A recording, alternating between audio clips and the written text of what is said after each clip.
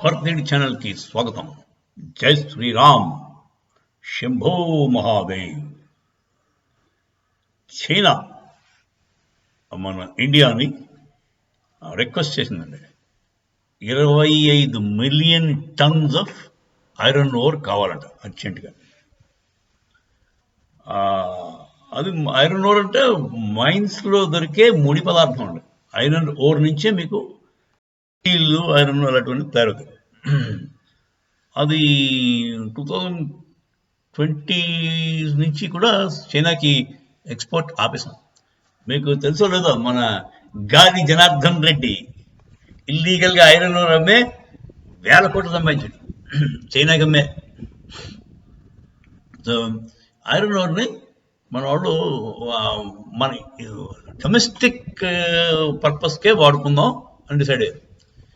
అందుచేత NMDC, national mineral development corporation, చైనాకి ఏం చెప్పిందంటే, మేము ఇవ్వలేము బాబు, మాకు డొమెస్టిక్ స్టీల్ ప్రొడక్షన్కి అవసరం అని చెప్పారు. అంటే మన స్టీల్ ప్రొడక్షన్ కన్సంప్షన్ ఎక్కువైపోయిందండి.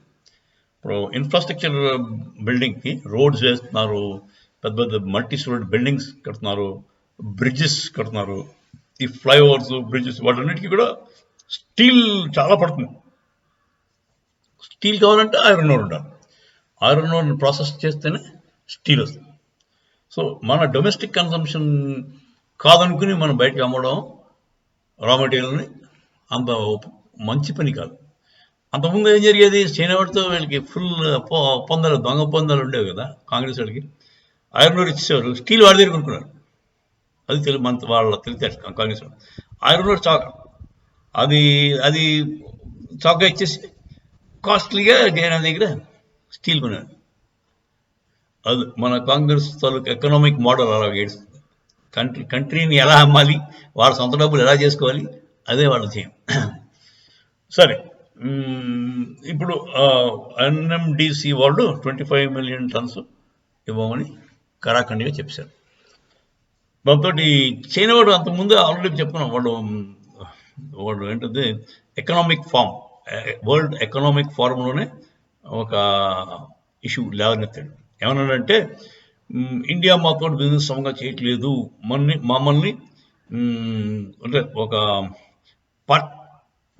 పార్టీ అంటే మమ్మల్ని వేరుగా చూస్తాం, మిగతా దేశాలను ఒకలా చూస్తాం, మమ్మల్ని వేరుగా చూస్తాం, అంటే పార్టిసానిజం మీద అంటారు.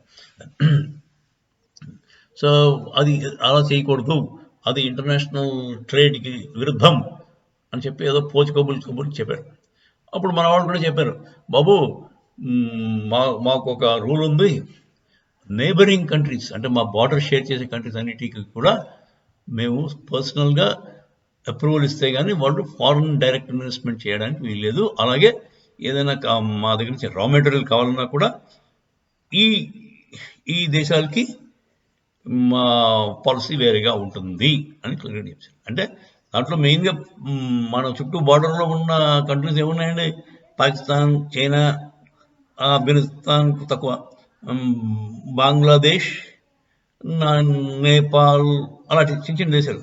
అవి మన దగ్గర తీసుకుంటే తప్ప మనకి ఇచ్చే సీన్ ఏం లేదు, ఎక్సెప్ట్ చైనా. సో చైనా వాడి దగ్గరే వాడికే మెయిన్ ఈ లా అప్లై అవుతుంది.